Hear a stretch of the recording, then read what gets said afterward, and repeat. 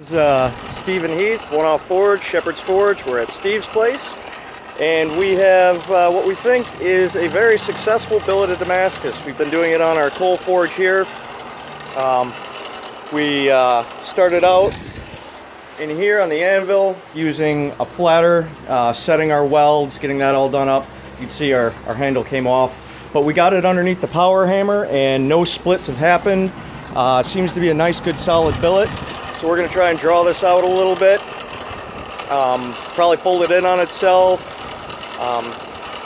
reforge weld it, get some twists in there. We're going to do some fun stuff with it. Hopefully it all works out. So see you on the next vid.